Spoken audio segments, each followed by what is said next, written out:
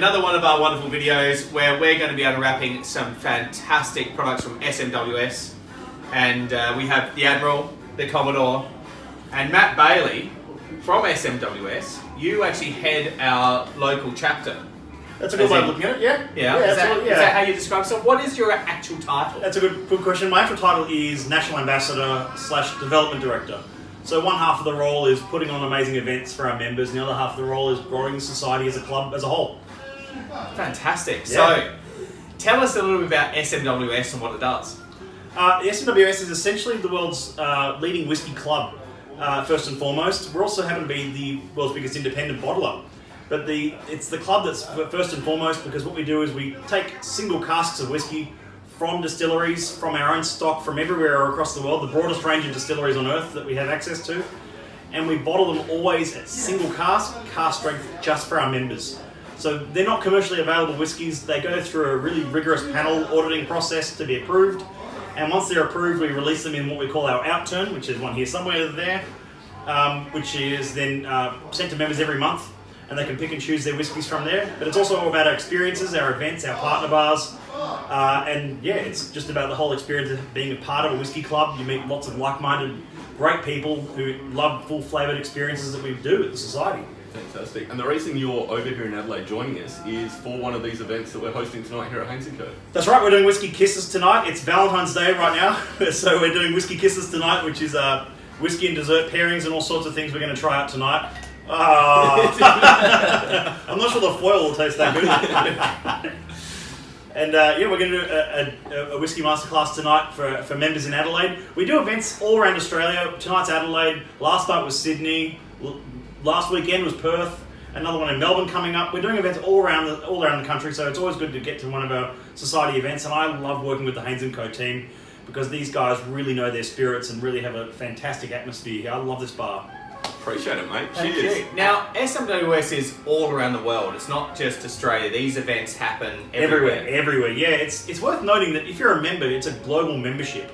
So you get access to the society worldwide. Our vaults in Leith, the Queen Street rooms, all over. Like no matter where you are. Vaults in Leith. Oh, the vaults are so good.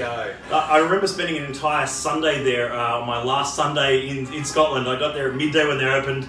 Got myself some bangers and mash. Sat down with a beer and a whiskey, and suddenly it was midnight, and I realised that I'd been in the vaults for 12 hours. I'm surprised you remembered the name, man. It's hazy. It's fuzzy, yeah. but I'll get around it, yeah. Excellent. Now, if you join up too, there's a little bit of a starter pack that I believe comes with being an SMWS member. You can get the optional whiskey pack to start you off. It's your membership pack. It sometimes falls open when I open this, so wish me luck. Oh, look at that. That was nice and tight. You get your discovery book, your lapel pin, and Cody. 3 whiskey samples to start you off. I think they're 100ml. And yeah, they are. And they start you off. There's a 17, 25, and 17-year-old casks there, all 3 different casks. We have a coding system that hides the distillery names, so we don't tell you what the distillery name is.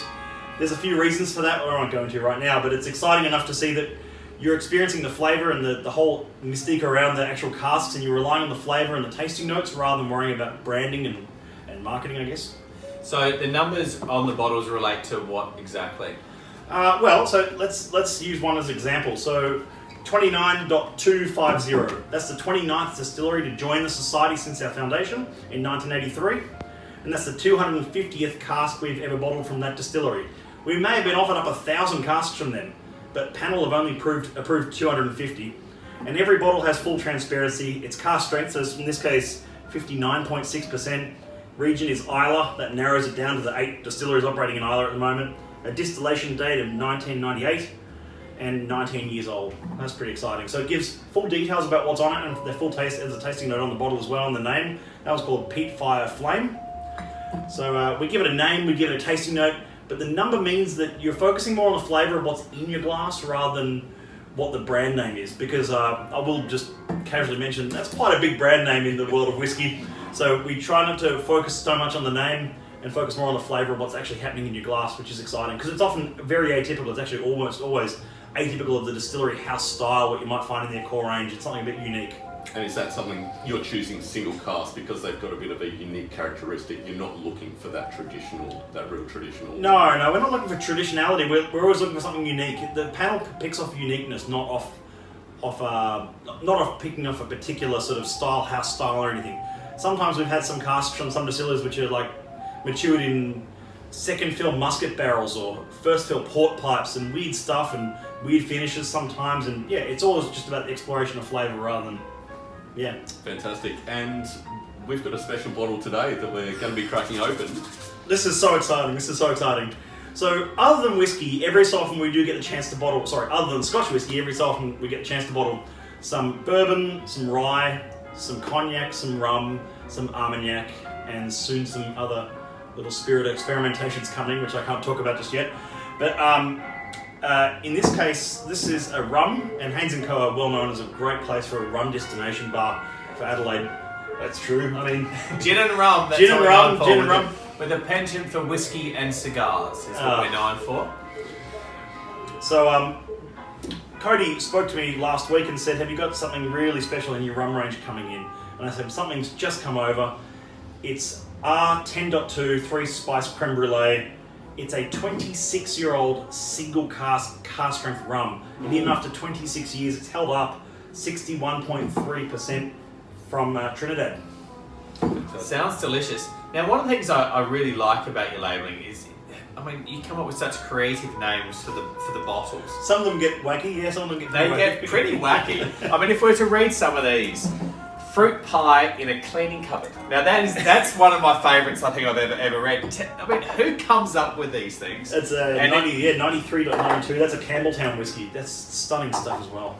Oh, brilliant. But who comes up with all the names for these things? Is it a bit of a panel that then comes together to try these? They then work on tasting notes and they pick something out of that? Or it's pretty much it. They work off the tasting notes, and then the main name of the whiskey is representative of the flavour in that whiskey. So, fruit pie in a cleaning cupboard, you might actually find you're tasting and nosing a fruit pie in a cleaning cupboard, which is just remarkable. And I promise you that the peatier the whiskies get, the crazier the names get. Maybe it's because they're tasting the peated ones near the end, they taste a few on panel at a time. But it could be a case of that, but it's also just a case of just exploring sort of imagery. And sometimes it's imagery of flavour, but other times it's imagery of a time and place. Like it might be a pebble on a beach in winter or something like that, which means that it's you've never eaten a pebble, but you know that it has a certain aroma and a certain smell and time and place, and it takes you to that time and place, which is exciting. Bit of nostalgia, gotta love it. Nostalgia, yeah, that's the one. That is right. Before we drink this, I just want to also highlight the fact that you guys put out a magazine regularly as well with every outturn. Every quarter, actually. Every quarter. Every quarter. That's our Unfiltered magazine. It's a remarkable magazine. It just keeps getting a little bit bigger and bigger as well. We're adding more and more content to it. There's a great article about which is a tasting that one of our partner bars over in Melbourne did in there as well, which is great, an Australian article. Fantastic whiskey and almond. Fantastic. Now tell me, now we've got Brooke and Julian who run Whiskey and Almond, and they are helping you select some whiskies, I believe, for SMW. Is that right? Am I? Well, sort of. They've picked out their own cask. They've got their own cask. 68.18 is the code for it. Triple Berry Lamington, and it's that's available now through Whiskey and Almond and through us. So that's a special single cask they picked out from Distillery 68. It's a 7-year-old. I'm not going to reveal the cask detail on that one because it was actually hidden by the label in this case. But it's a nice, rich, syrupy, charry cask, that one. It's delicious. Fantastic. Yeah.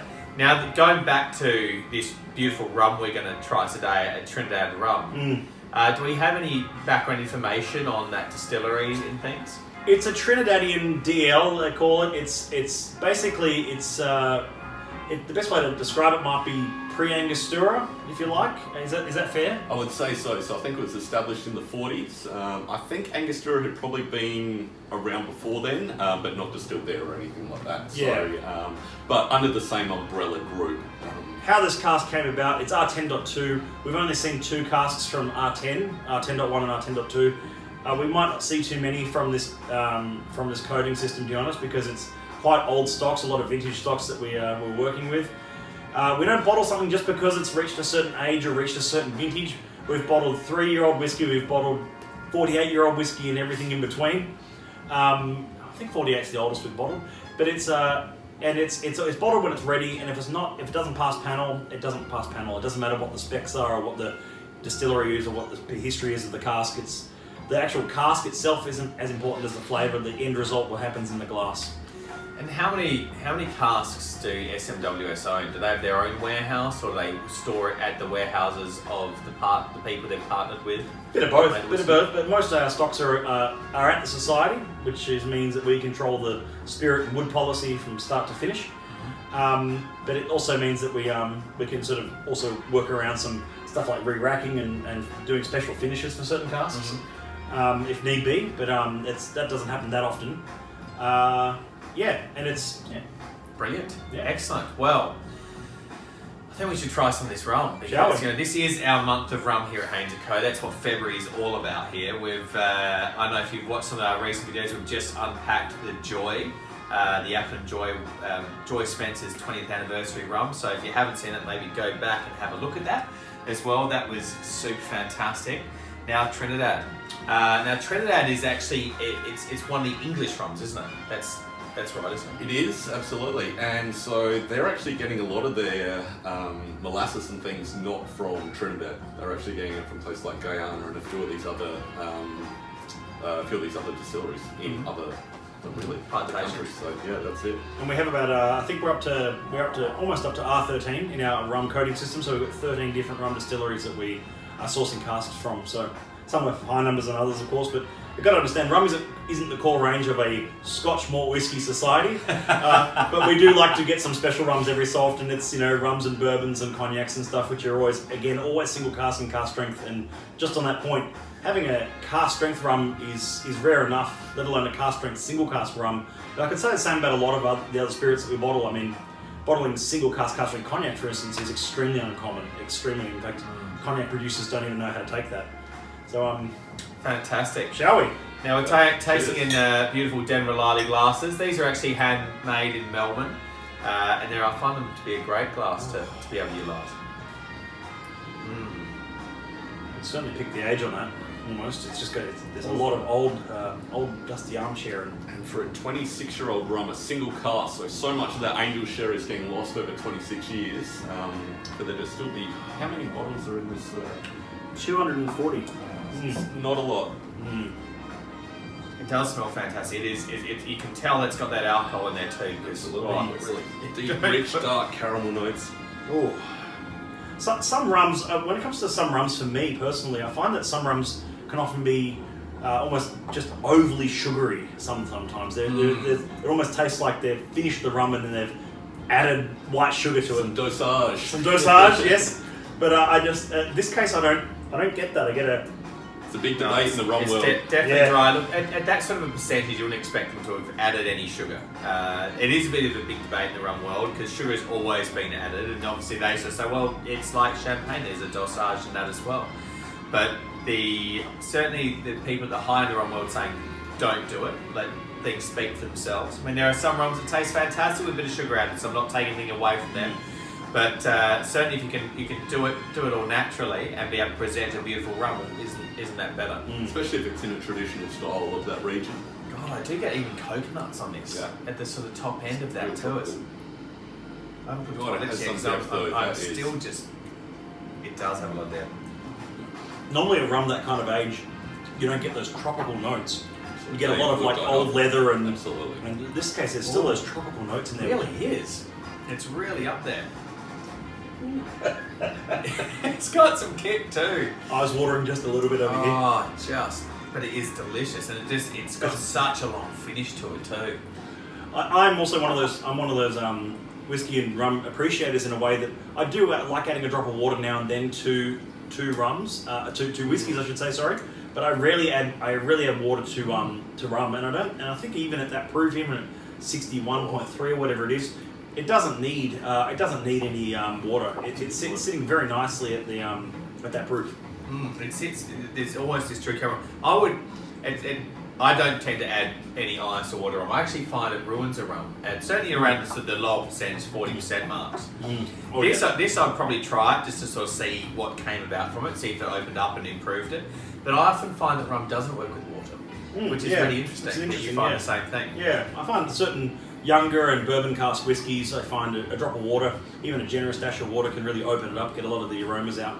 But generally, I say old whiskey, sherry cask whiskey, and rums, I just tend to steer clear of adding water as it can.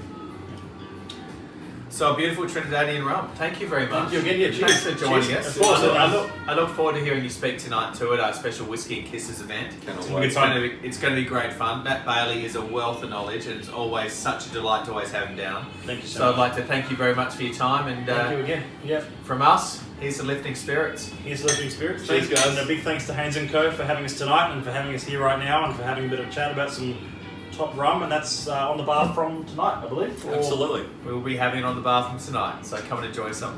Cheers. We're going to leave you here, guys, and keep drinking. Cheers.